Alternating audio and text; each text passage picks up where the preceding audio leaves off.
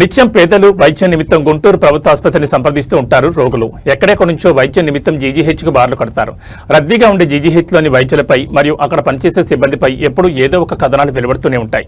ఒకవైపు నేనే రాజు నేనే మంత్రి అన్నట్లు వైద్య సిబ్బంది తీరుంటుంది.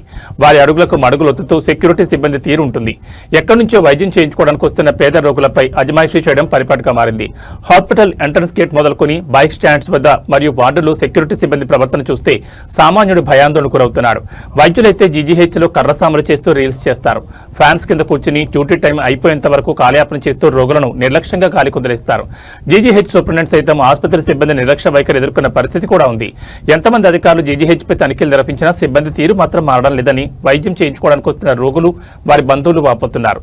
సామాన్యుడికి ఒక రకమైన వైద్యం, రికమెండేషన్ ద్వారా వచ్చిన వారికి ఒక వైద్యం అందిస్తున్నారన్నట్లు తెలుపుతున్నారు. ముఖ్యంగా సెక్యూరిటీ సిబ్బందిని చూస్తే ప్రజలు బెంబేలెత్తిపోతున్నారు. వీరి వైఖరికి అధికారులు చెక్ పెట్టేది ఎప్పుడో వేచి చూడాలి.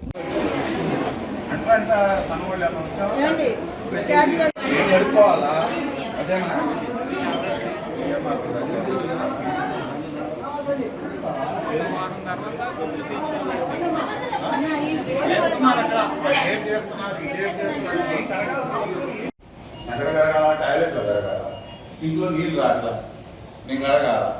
ఒక సింక్లో నీళ్ళు వస్తాయి కడగటానికి.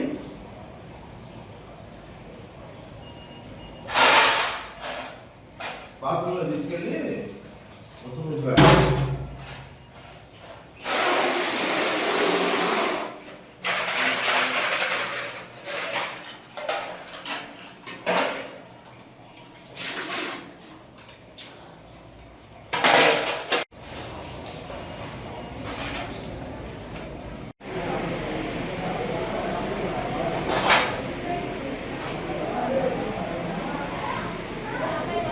అండి. ఎవరు మీరు?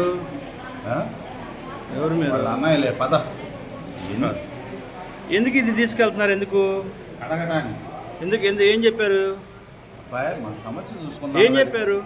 కడిగి వాళ్ళకి అప్పు చెప్పమన్నారు. మీరు పేషెంట్ తాలూకానా? అవును. ఈ కడిగి అప్పు చెప్పమన్నారా?